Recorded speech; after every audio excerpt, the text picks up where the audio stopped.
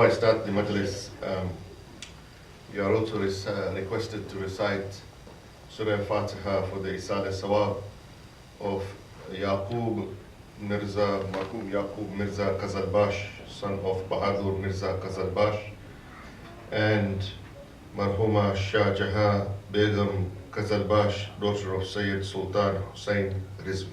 Please recite Surah Al-Fatiha for this marhum.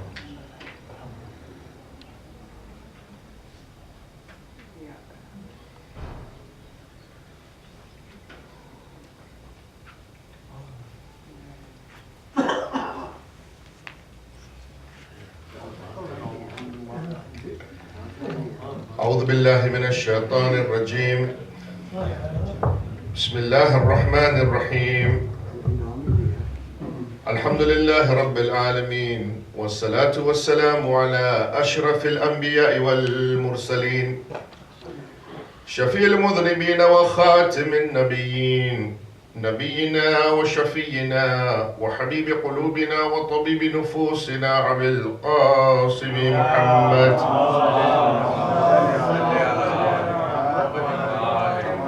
وعلى أهل بيته الطيبين الطاهرين المعصومين المنتجبين.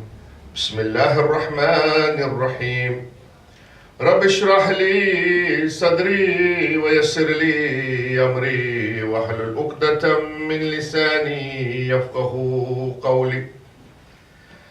اللهم صل على محمد وآل محمد. بسم الله الرحمن الرحيم فإليك يا رب نسبت وجهي وإليك يا رب مددت يدي فبعزتك استجب لدعائي وبلغني منايا ولا تقطع من فضلك رجائي واكفني شر الجن والإنس من أعدائي. يا سريع الرضا اغفر لمن لا يملك إلا الدعاء فإنك فعال لما تشاء.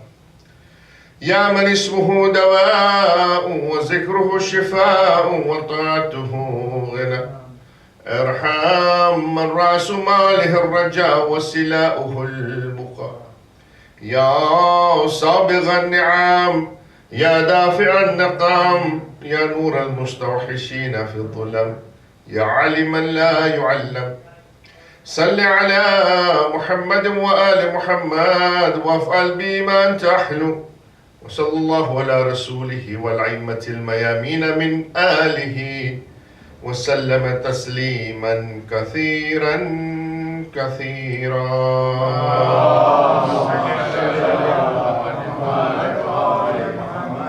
أما بعد فقد قال الله سبحانه وتعالى في كتابه المجيد وفرقانه الحميد وهو أصدق الصادقين وقوله الحق.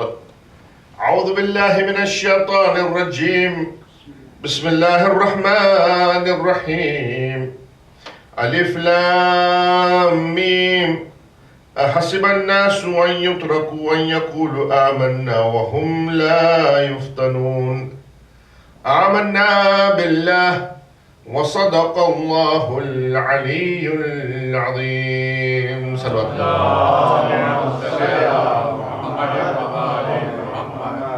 Respected elders of the community, my brothers and sisters in Islam, Assalamu alaikum jami'an wa rahmatullahi wa barakatuh. أعاذ الله أجورنا وأجوركم بمسابنا بأبي عبد الله الحسين عليه الصلاة والسلام. Inshallah, Allah has blessed us once again that we are able to witness the months of Muharram and Safar, in which we commemorate the adha of Abu Abdullah al-Hussein alayhi salatu wasalam.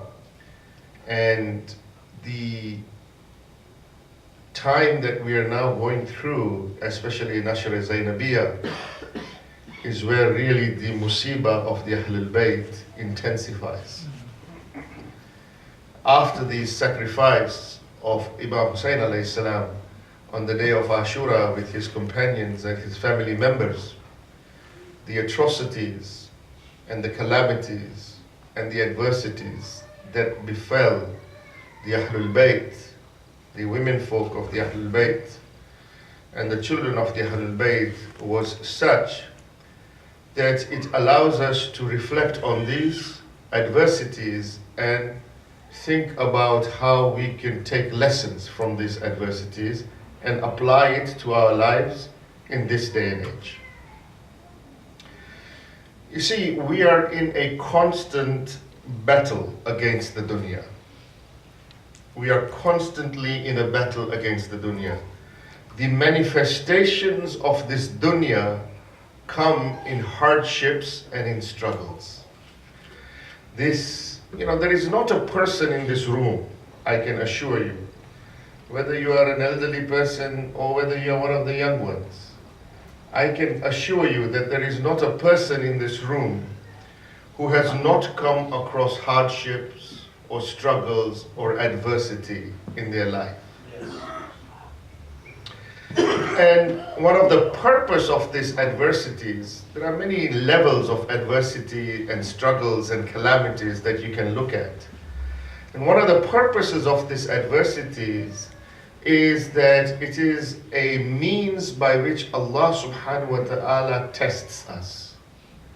Allah subhanahu wa ta'ala does imtihan. He tests us through these adversities.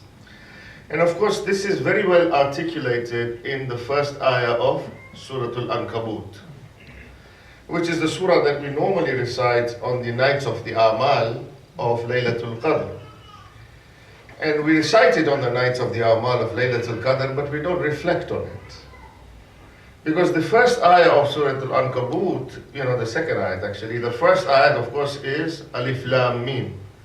Then Allah subhanahu wa ta'ala says, أَحَسِبَ النَّاسُ أَن يُتْرَكُوا أَن يَقُولُوا آمَنَّا وَهُمْ لَا يَفْتَنُونَ. Allah subhanahu wa ta'ala is asking a rhetorical question. It is a rhetorical question, right? He says, do people think that they will be just left alone because they say that we believe and that they will not be tested? It's a question Allah subhanahu wa ta'ala is asking.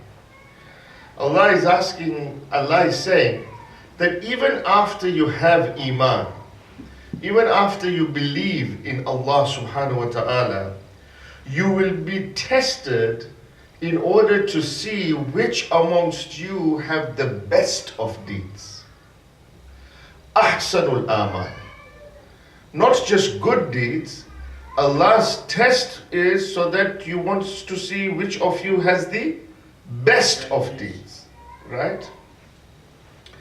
So adversity will never leave you.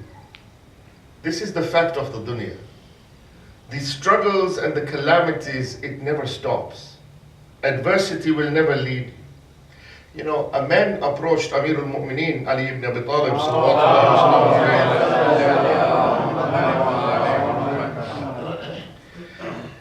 and he approached Imam Ali alayhi salam, and he came to Imam Ali alayhi salam and he began to complain to Imam Ali. And he said to Imam Ali alayhi salam that I have a lot of problems. I have poverty, I have problems with my health, I have a lot of stress in my life. And Amir al-Mu'mineen, he listened to this man. He just listened. And when the man was done outlining all his problems, Imam Ali alayhi salam said to him that I will pray for you. I will pray for you.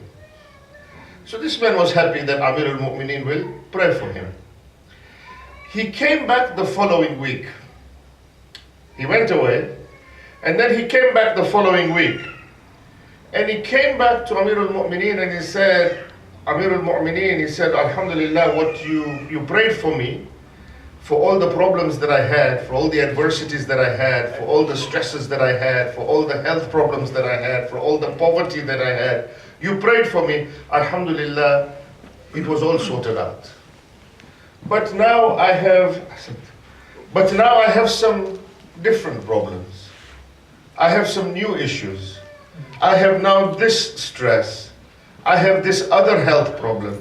I have now another problem with my family. And he said, I have now different problems. So Amir al-Mu'mineen, said to him, he says, look, he said, you are expecting something from this dunya that it cannot give you. He says, you are expecting something from this dunya that it cannot give you. Instead of asking for a stress-free, adversity-free, calamity-free life, right? Pray to Allah subhanahu wa ta'ala that when you are going through this hardship, when you are going through this struggle, that your Iman gets protected. Wow. Because he said, you are asking from this dunya for a stress-free life. This dunya cannot give you that. The manifestation of this dunya is in adversity. Wow. It cannot give you what you're asking. Ask that when you go through the hardship, your Iman is protected. The reality of this dunya is that adversity will always come to you. Calamities will always come to you. Either it will build you to ascend to a higher level of proximity to Allah subhanahu wa ta'ala, or it will destroy you. Wow. The choice is yours. That's what Amir al-Mu'mineen says. And we have seen this, right? We have seen people who go through adversity. The first thing that is sacrificed is the deen.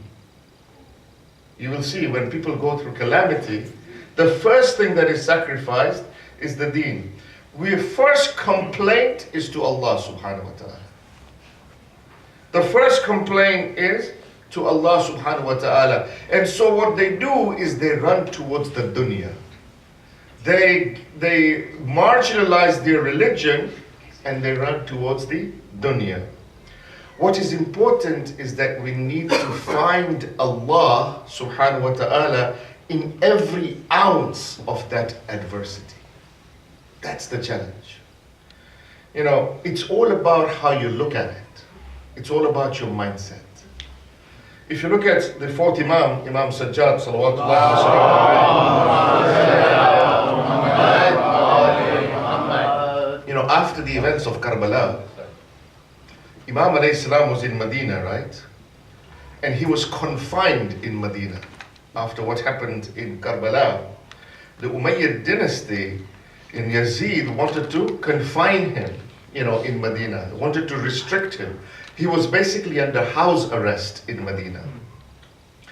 Now, in that state where he was not able to even preach, he was not able to even guide the people openly, look at how the fourth Imam takes this adversity and changes this adversity into something very positive. Instead of being, instead of complaining to Allah subhanahu wa ta'ala that I am in house arrest and I've been now marginalized, he takes that situation and he goes to the Masjid of Nabawi. He goes to the Holy Prophet's mosque. He goes to the grave of the Holy Prophet and he starts to recite du'as.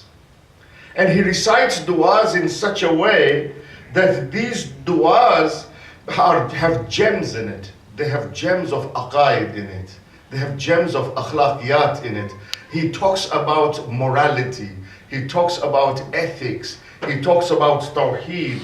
He talks about ma'ad. He talks about all of this in these du'as to an extent that those du'as are compiled in a way that they become the sahifa of Sajjadiyah for us. He takes that adversity and he changes it to something that is much more beautiful, much more positive. He's able to now guide his people through dua.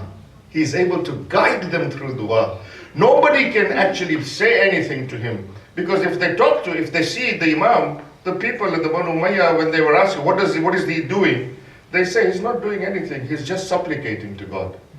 He's just doing dua to Allah. Who can stop somebody doing dua to Allah in the masjid?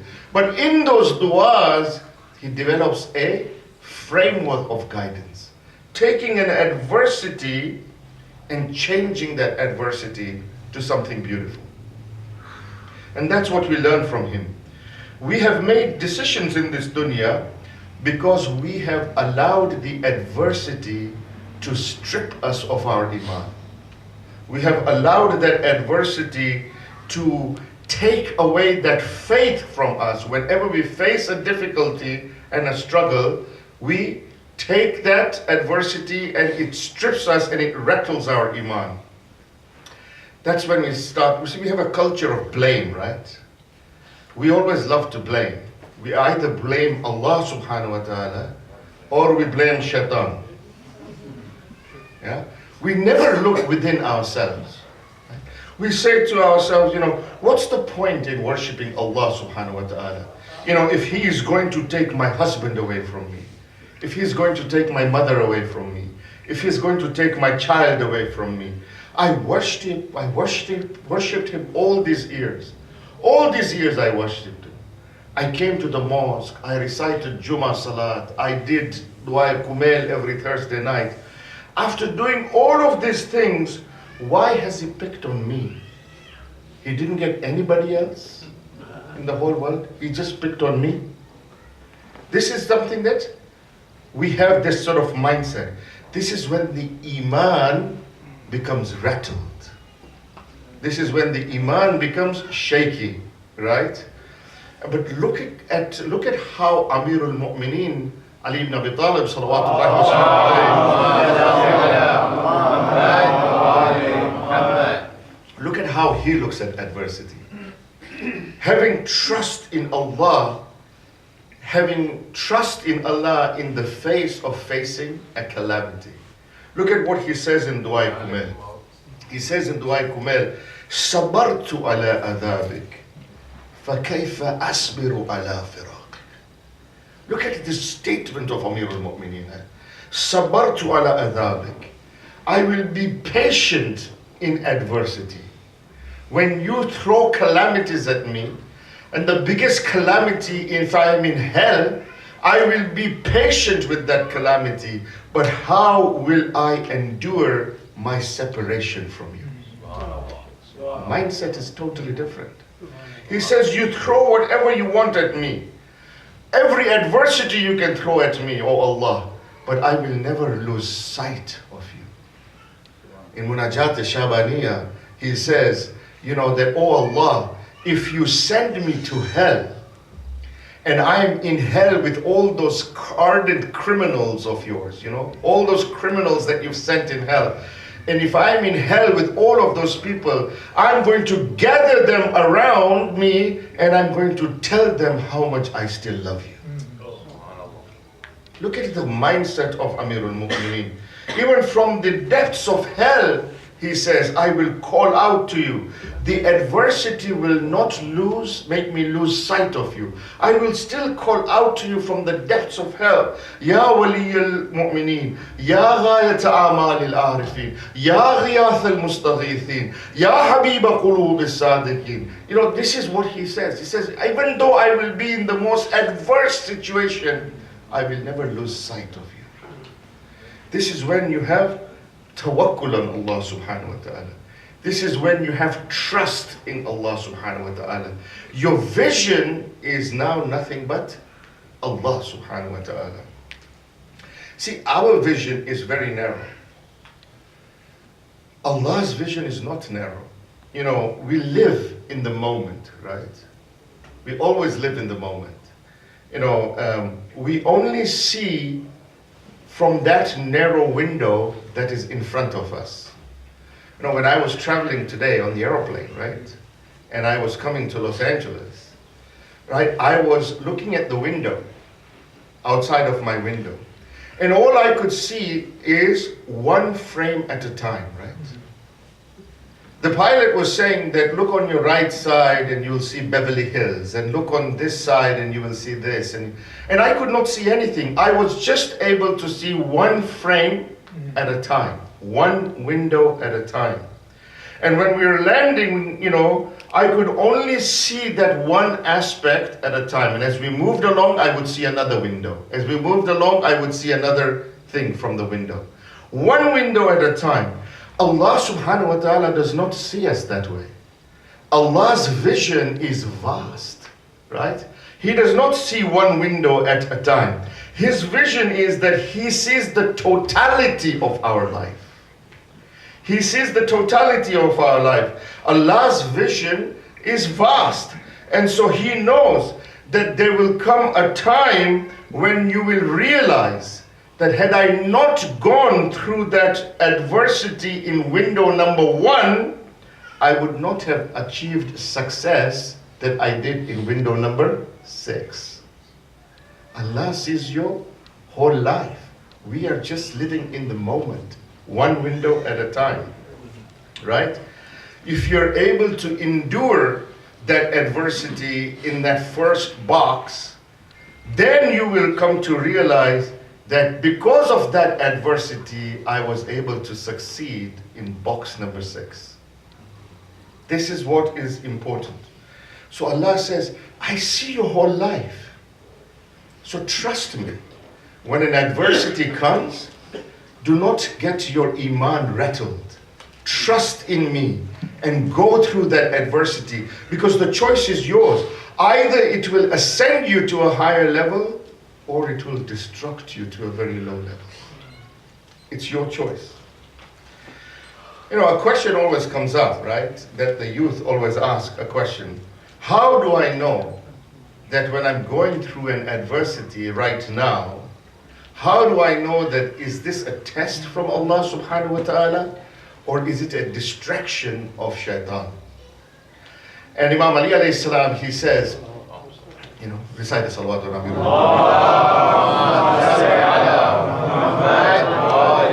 And Amir al-Mu'mineen says that when you go through that adversity, if it brings you close to Allah subhanahu wa ta'ala, then understand that it is a test from Allah subhanahu wa ta'ala. And if it takes you away from Allah subhanahu wa ta'ala, then understand that it is the trap of shaitan. That is what you have to think about. Now let me give you an example so that you can contextualize what I'm trying to say. And I think the youngsters hopefully will understand this. Think about 3 pots of boiling water. Yes? Are you with me? Yeah. Okay, let's go through that. I want you to focus a little bit. So let me just recite the salawat ala Muhammad wa ala.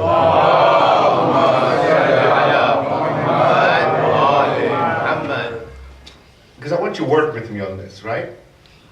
Think of 3 boiling pots of water. Yes? 3 boiling pots of water. In the first pot, you know, you put a carrot. In the second pot, you put an egg. And in the third pot, you put coffee. Now, what will happen when you have these 3 pots of water, right? The pot in which you put the carrot is what? Strong and hard, right? Once it's in that pot of boiling water and it's in there for 5 minutes, what will happen to the carrot? It will become soft and mushy, right? The second pot, you put an egg in it. An egg which is fragile, very fragile. But when you put that egg in that pot and it boils for 5 minutes, that egg now will become strong. Yes? It will become a hard boiled egg. Yes? And in the third pot, you put coffee. And what will happen to the coffee? Once you put coffee in the third pot, that coffee, when you put it in that boiling water, that coffee will turn into a very beautiful beverage that you are able to drink. That's what we have to think about. You have to decide, are you going to be the carrot, or are you going to be the egg, or are you going to be the coffee? Right? That's what you have to decide. The adversity is that boiling pot of water. That's the adversity, right? If you are weak in your Iman, and if your Iman gets rattled, you may go in strong, but that adversity will make you soft and mushy and you will be destroyed. At least you want to be the egg, right? At least you want to be the egg. You can go in there fragile, And that adversity can convert you to a level of strength, right? And you become strong and you're able to deal with it, and your Iman is with you. But the challenge is that you become the coffee. The challenge is that you take the adversity and you transform the adversity into something more beautiful, like the coffee beverage that you can drink. The choice is ours. Are you going to be the carrot? Are you going to be the egg? Or are you going to be the coffee? That is what the challenge is, right? The boiling water is the adversity. It's how you react to that adversity. The adversity will not go away. It's how you deal with the adversity that will depend on whether you get proximity to Allah subhanahu wa ta'ala or whether you get destroyed in your Iman. It's all about the mindset. It's all about how you look at it. It's all about how you approach calamities, right? You know, the Quranic ayat, of course, you know this ayat very well, right? In the Quran, Allah subhanahu wa ta'ala says, فَإِنَّ مَعَ الْعُسْرِ يُسْرًا. And then Allah repeats, إِنَّ مَعَ الْعُسْرِ يُسْرًا. He says it twice, right? فَإِنَّ مَعَ الْعُسْرِ يُسْرًا إِنَّ مَعَ الْعُسْرِ يُسْرًا. And the way that people translate it, they say that after hardship, there is going to be ease. Yes? After calamity, there is going to be ease. So we have this concept in our mind that we're going to get hardship, and then Allah subhanahu wa ta'ala is going to make it better for us. Then we'll have ease. And then we'll have hardship, and then we'll have ease. And then we'll have hardship, and then we'll have ease. That's not what this ayat is saying at all. That is misinterpretation of this ayah. This ayah is misinterpreted because, when we think about calamity and ease, this is not the nizam that Allah subhanahu wa ta'ala has developed for us, right? The ease needs to be found within the calamity. That is what فَإِنَّ مَعَ الْعُسْرِ يُسْرًا means. Allah subhanahu wa ta'ala says that there is adversity for you. I want you to find the ease within the adversity that you have. Understand what I'm trying to say? It's a hard concept to appreciate. Allah says find the ease within the adversity. It's not that there is going to be adversity, then there's going to be ease, then there's going to be adversity, then there's... No. You find the ease within the adversity. This is what Karbala teaches us. The lesson of Karbala, if you look at the companions of Abu Abdullah and Hussein alayhi salam, you will see their level of purification was such that within that adversity in Karbala, they were able to find ease. And I'll explain that to you in a minute. But let's look at some examples. How do you find ease within an adversity? Look at the example of the story of Hazrat Yusuf. Yeah. The women of Egypt, they tried to seduce Hazrat Yusuf. And Hazrat Yusuf, he resisted the seduction of the women of Egypt. Since he was disobedient to them, Zulaykha sent Yusuf to prison. Because there were advances of the women of Egypt towards Yusuf, Yusuf resisted. Because he was disobedient to the women of Egypt, Zulaykha ordered that Yusuf be sent to prison. So now Yusuf enters the prison. Look at what Yusuf says when he enters the prison. Allah. As he enters the prison, he says, قَالَ رَبِّ السِّجْنِ أَحَبُّ إِلَيَّ مِمَّا يَدْعُونَنِي إِلَيْهِ Right? وَإِلَّا تَصْرِفْ عَنِّي كَيْدَهُنَّ أَسْبُ إِلَيْهِنَّ وَكُنْ مِنَ الْجَاهِلِينَ. As soon as he enters, he says to Allah subhanahu wa ta'ala, "Oh my Lord, the prison that you have sent me into is much more to my liking than being exposed to the women of Egypt and be in a position where I could have sinned." Look at how he takes the adversity and he changes it into ease. He says, he thanks his Lord. I mean, think about this. He's going to prison. And this was no ordinary prison, by the way. This was like a pretty tough place. He's going to prison. And as he enters the prison, he says to Allah subhanahu wa ta'ala, he says, by entering this prison, I want to thank you for sending me to prison. Because it is better for me to be in prison and be away from the advances of the women of Egypt, because there is a possibility that I could have erred, that I could have sinned. It is better that you have kept me away from them. I love this place much more than to be in that place where I would be exposed to the advances of the women of Egypt. Taking an adversity and changing it into ease. Looking at the ease within the adversity. This is what you see from Prophet Yusuf. Another beautiful example is from our seventh holy Imam, Bab al-Hawaj, Imam Musa al-Qazim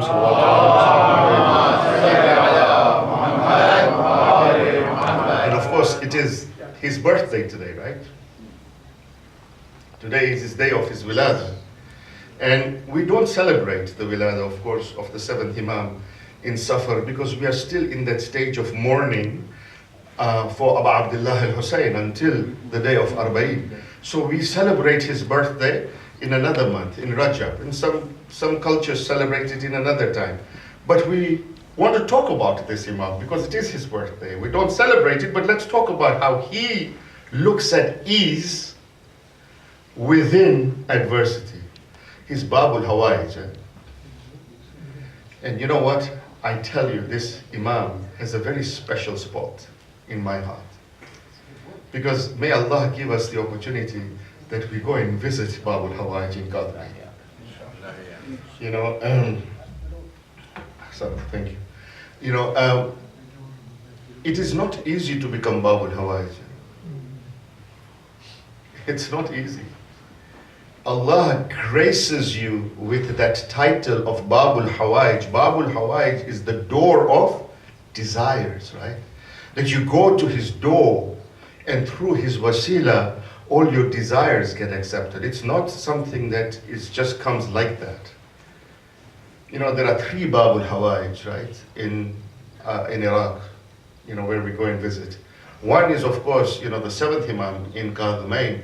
The other one is, of course, Abu Fadl Abbas alayhi salam. And the third one is Ali Asghar alayhi salam. These are the 3 Babul Hawaj that you'll find. And even if you look at Hazrat Abbas alayhi salam, Hazrat Abbas alayhi salam, had a dua for Allah subhanahu wa ta'ala. When he was coming from the Nahr of Furat, as he was coming back towards the tent with the mashk of Sakina, he had a dua to Allah subhanahu wa ta'ala that I want to make sure that this water gets to the tent so that Sakina can drink water. And Allah subhanahu wa ta'ala says, Abbas, this dua of yours will not be accepted today. But because I have not accepted this dua, I am giving you the designation of being Babul Hawaj, that whoever comes to your door, whatever their desire is, I will accept it. And this is what you see for the 7th Imam.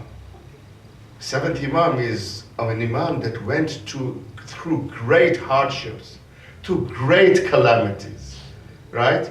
And because of the fact that he went through these calamities, he has received that title of Babul Hawaj.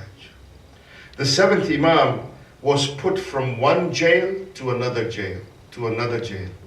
There was one jail that he came into, and that particular jail was so small that it was in the dungeons, and when he went into that jail, it was so small that it was a jail where he was not able to stand. It was a jail where he was not able to even sit. He could only be in a crawling position in that jail. Well, he could only be in a crawling position in that particular jail. But look at the 7th Imam. As he enters this jail, his first reaction is that he thanks Allah subhanahu wa ta'ala. And he says, Alhamdulillah. He said, oh Allah, I have always wanted you to give me the opportunity to worship you in my solitude. I've always wanted you to give me the opportunity to worship you when I'm alone. And I wanted to worship you in the way that you deserve to be worshipped. Today, by putting me in this jail, I will be in the position of sajda at all times so that I can worship you the way you deserve to be worshipped. Look at how the seventh Imam takes an adversity and he looks at the ease within the adversity. Yes? It's a beautiful thing. This is why he is Bab al-Hawaj. I'm telling you, wallahi, if you have a problem, if you have a calamity, and if you have a desire, give the wasila of this Imam. Give the wasila of Bab al-Hawaj. And then see how your life changes. You need to have some Iman. You need to have some trust. You need to understand that Allah graces people like him to be his wali, to be his agent, through which he accepts your dua. Let me give you another example, right? This other example is again from Hazrat Yusuf. When Hazrat Yusuf, he became the king of Egypt, right? He was the second in command in Egypt, right? And he became an emir in Egypt. And his brothers found out that this is Yusuf. This is from Surah Yusuf, right? So his brothers found out that this is Yusuf. And then they came to Hazrat Yaqub. And Prophet Yusuf said to his brothers, I want you to now bring my father to Egypt. I bring my father to Misr, right? And the father and the son now meet in Egypt. This is no ordinary meeting. For years, Yaqub cried for the separation between him and Yusuf, that the Quran says that his eyes became white and he became blind. So the love that Yaqub had for Yusuf was so intense that he cried for years and years because of the separation of his son Yusuf. After all these years of all that crying and all that adversity that he had, now he finally meets Yusuf. Imagine what an amazing meeting that would have been. So finally the son and the father meet. Yaqub meets Yusuf. And Yaqub asks Hazrat Yusuf a question. Hazrat Yaqub, he asks Hazrat Yusuf a question. He says, tell me, Yusuf, how did your brothers behave with you? What a question, eh? I mean, I gotta tell you, man. Like, if it had been me, I would have just poured it out, right? I would have said, like, Dad, like, they took me, they kicked me around, they beat me up, and after beating me up, they threw me in the well, right? And then they left me there, and there was all kinds of problems that I had in that well, and all of that, I would have just, one thing after the other, I would have told my father, look, this is what happened to me. This is how my brothers behaved with me. But look at the response of Hazrat Yusuf, right? He says, oh my father, do not ask me how they behaved with me. Ask me how my Lord favored me. Wow. Wow. Do not ask me how they behaved with me. Ask me how my Lord favored me. He takes the adversity and he looks at the ease within the adversity. For he says that if I had not gone through that adversity today, I would not be in the position that I'm in Egypt. Look at how my Lord has favored me. I don't want to talk about what they did with me. I want to talk to you about how Allah has favored me. Because that adversity has led me to something that is much more great. And you see this in Karbala. you see this very, very clearly in Karbala. Right? In Kufa, when the caravan goes from Karbala to Kufa, Ibn Ziyad, he comes to Janab Zainab salamullahi alayha.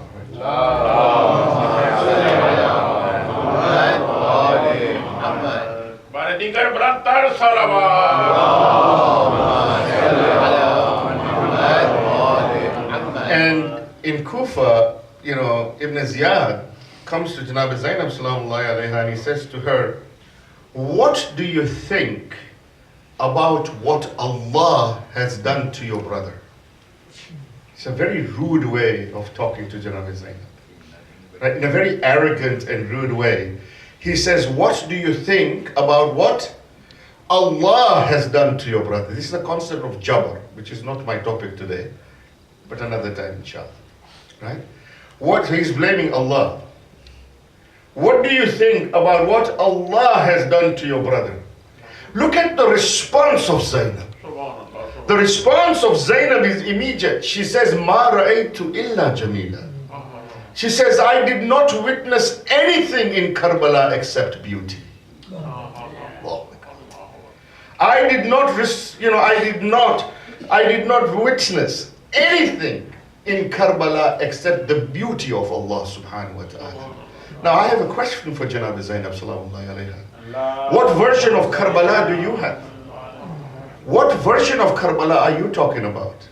Because the version of Karbala that I know is the version where your brother was martyred, where your brother's hands were severed, where your brother's body was trampled with horses, where your children were martyred, where your tents were burnt, where your hijab was taken away from you, where you were shackled in chains and brought to Kufa and then from there to Shahada. What version of Karbala are you talking about? How can you say that all I saw was beauty of Allah in Karbala?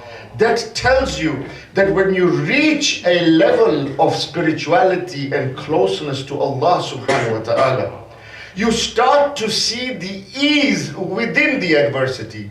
Because of the level of Janab Zainab was such that when she was facing these calamities, she was able to witness the consequence of the calamities in a different domain, in a different realm. And whenever she witnessed the consequence of that calamity in a different realm, all she saw as the consequence of that calamity was the beauty of Allah. And that is why she said, Ma ra'aytu illa jamila. I did not witness anything other than beauty.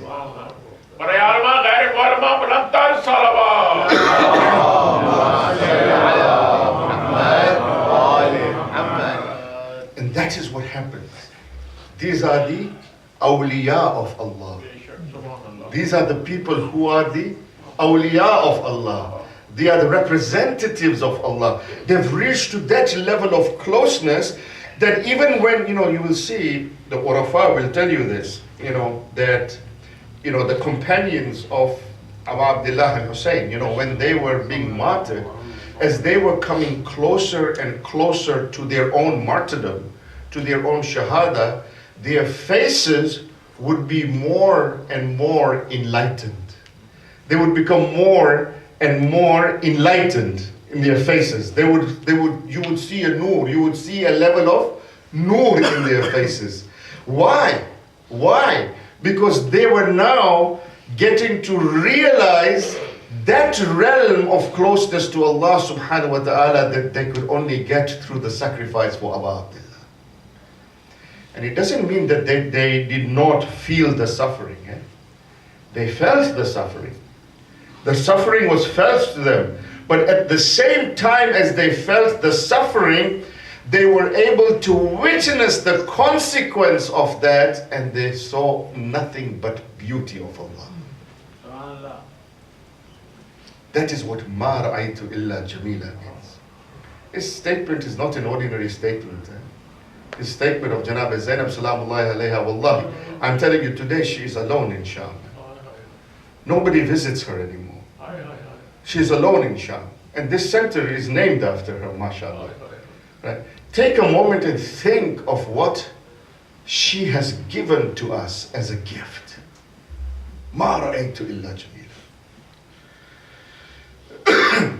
So the challenge, my friends, is, are you going to be the carrot? Or are you going to be the egg? Or are you going to be the coffee?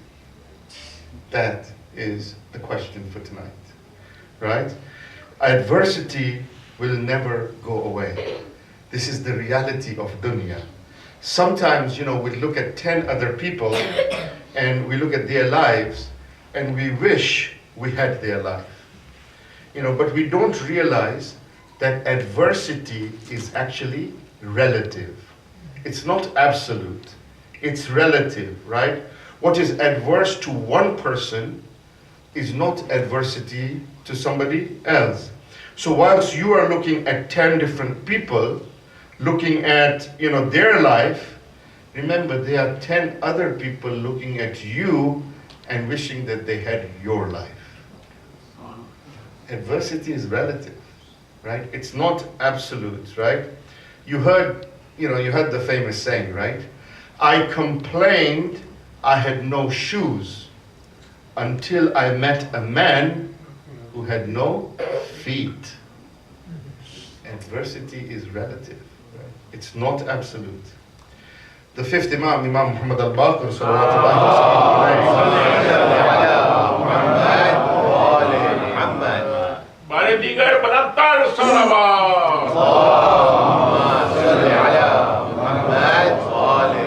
he has a hadith. The fifth Imam has a hadith.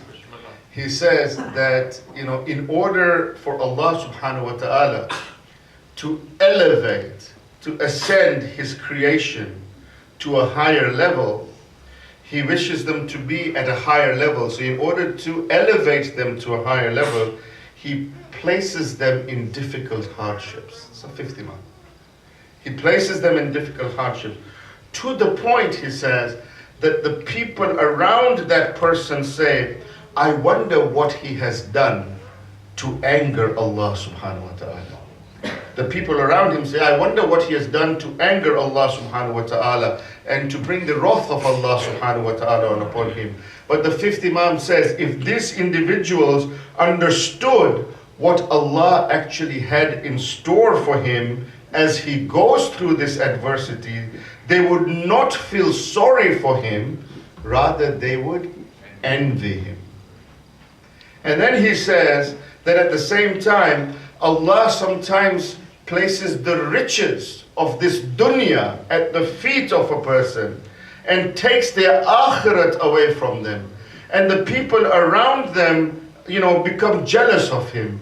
They become envious of him. And they say to themselves that I want to be like him. He is successful. He is wealthy. He's got good looks. He's got good family. He's got a big degree. I want to be like him. But he says if the people understood what Allah had in store for him, they would not be envious of him. They would thank Allah that they are not him. It's all relative, my friends. Adversity is relative, right? Adversity will uncover your capacity. Take on this dunya and impress Allah subhanahu wa ta'ala. That is what it is about. It is about impressing Allah subhanahu wa ta'ala. Tell him that see how I tackle this adversity and watch me how I elevate myself towards you. This is the purpose of the azah of Abba. If we are unable to learn from this, and how much adversity, where have you found, anywhere is a challenge, open challenge. Show me one place, one hadith, where you will see Janab Zainab salamullahi alayha complaining to Allah subhanahu wa ta'ala about what is happening to her. You will not find one place where she complains to Allah. That why me? Take the adversity. The adversity will not change, my friends. It is us. We have to change. The adversity will always come. Submitting to the wisdom of Allah subhanahu wa ta'ala is the most important. I was reciting a majlis, somewhere, and I met a very successful corporate guru in the community. Very successful man. And, I met him, and, he said to me, Dr.Akber, I want to go out and have some lunch with you. So I said, okay, we'll have some lunch. So we went out and we had some lunch. And he was telling me, he said that, he came from a third world country. And he said, when I was in that country, he said, I had a pretty good life. It was good. It was not bad. I had a house, I had family, I had my staff. Everything was fine. It was not bad at all. And he said that, all of a sudden, he said, I had to leave. Because of the situation in that country, he said, I had to leave. And he said, I was devastated. I was totally devastated that I had to drop everything and I had to leave. Because he said, I was very happy where I was.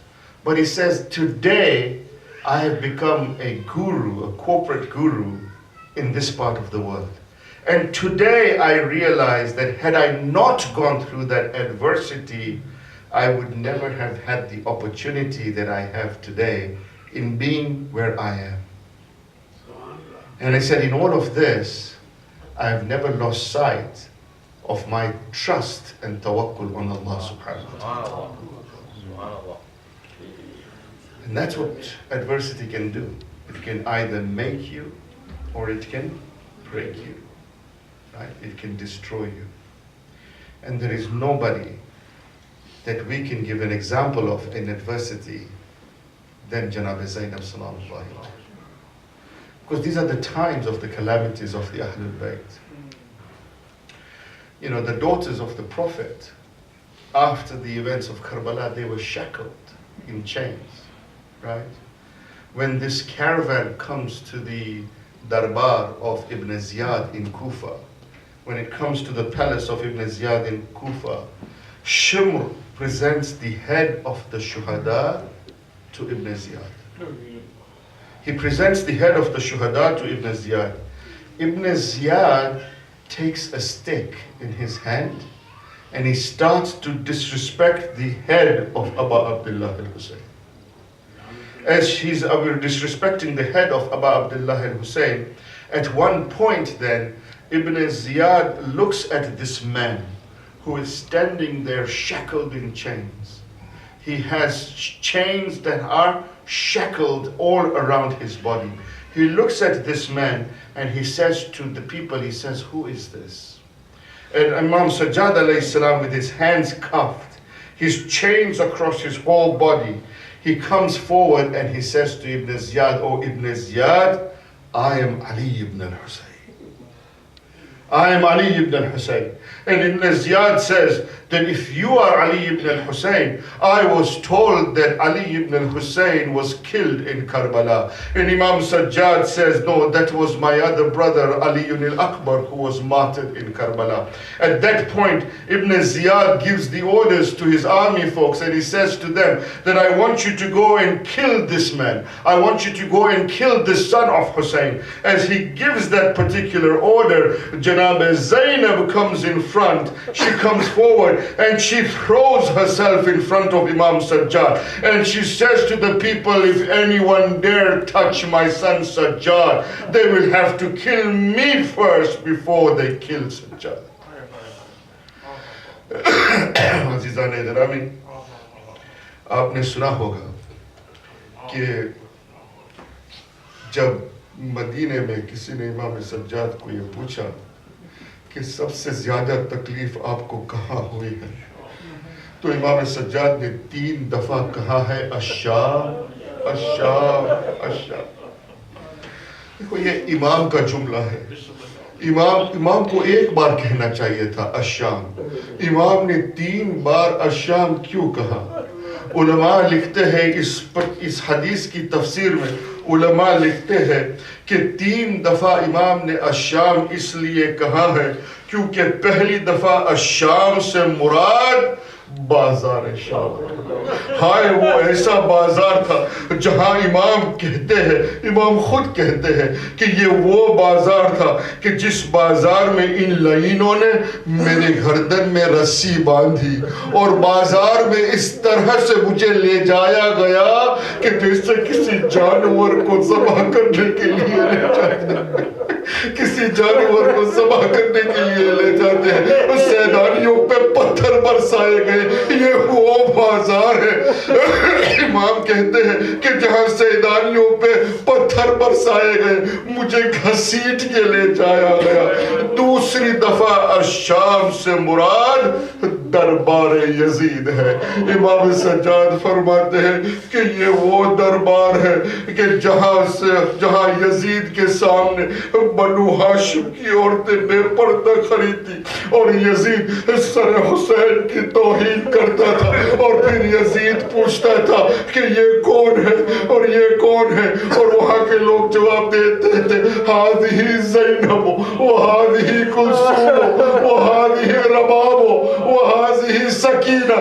عزادارو، یہ وہ مشکل کی گھڑی تھی کہ امام سجاد کہتے ہیں میں نہیں جانتا کہ میں نے کس طرح سے یہ برداشت کیا ہے. اور تیسری دفعہ الشام سے مراد زندان شام ہے. ہائے وہ زندان کہ امام سجاد کہتے ہیں کہ یہ وہ قید خانہ تھا کہ جس قید خانے پہ چھت نہیں تھی، چھت نہیں تھی. عزاداروں، دین کی دھوپ میں بچے تڑپتے تھے، رات کی سردی میں بچے تڑپتے تھے. جہاں یہ اور پھر امام کہتے ہیں کہ یہ وہ زندان ہے جہاں میری بہن سکینہ اللہ کے گھر پہ پہنچ گئی. یہ وہ زندان ہے کہ جناب سجاد کہتے ہیں کہ میں نے دیکھا کہ میری پھوپھی اماں کو میں نے دیکھا کہ ایک مرتبہ وہ بیٹھ کے نماز پڑھ رہی ہے. امام سجاد کہتے ہیں کہ میں کبھی میری پھوپھی کو بیٹھ کے نماز پڑھتے ہوئے نہیں دیکھا. میں میری پھوپھی کے پاس گیا اور میں نے کہا پھوپھی اماں آپ بیٹھ کے نماز کیوں پڑھ رہی ہے؟ جناب زینب نے جواب دیا بیٹا سجاد یہ لعین اتنا کم کھانا لے کے آتے ہیں کہ جو میرے حصے کا کھانا ہوتا ہے میں بچوں میں تقسیم کر دیتی ہوں. اب زینب اتنی کمزور ہو گئی ہے، اب زینب اتنی کمزور ہو گئی ہے کہ وہ کھڑے ہو کے نماز نہیں پڑھ سکتی. زندان شام میں وہ بیٹھ کے نماز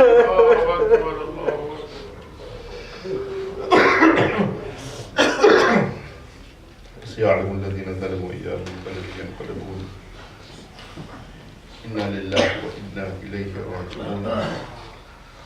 We pray to Allah subhanahu wa ta'ala that as we enter these days of calamities, as we commemorate the adversities on the women folk of the Ahlul Bayt, we pray to Allah subhanahu wa ta'ala with the wasila of these martyrs of Karbala, with the wasila of the women folk and the children of Karbala, that may Allah subhanahu wa ta'ala relieve us from all our difficulties and our adversities. We pray to Allah subhanahu wa ta'ala that He gives us the ability to be able to have trust in Him as we face our own adversities and calamities in this world. We ask Allah subhanahu wa ta'ala to protect our Iman at all times and to not deviate from the love of the Ahlul Bayt. We ask Allah subhanahu wa ta'ala that there are many in this world who are suffering in various different parts of the world, whether they are in Pakistan, whether they are in Myanmar and Rohingya, the Muslims in Rohingya, and in Iraq and in Syria and all those other places. We ask Allah subhanahu wa ta'ala with the wasila of the Shahadah of Karbala to relieve them of their difficulties. We ask you, Allah subhanahu wa ta'ala, for those in our communities who do not have children, that you bless them with beautiful children who are going to follow the way of the Ahlul Bayt. We ask you, Allah subhanahu wa ta'ala, for those in our communities who have problems with their health, who have problems with their jobs, who have problems with any difficulties that they may have in their families, we ask you, O Allah, to relieve them of all the difficulties. And we ask you, Allah, to hasten the reappearance of our 12th Holy Imam, Imam Sahib al-Zaman, Ajrullahu Ta'ala Farajul Sharif, Matam Hussein, Ya Hussein. Hussein.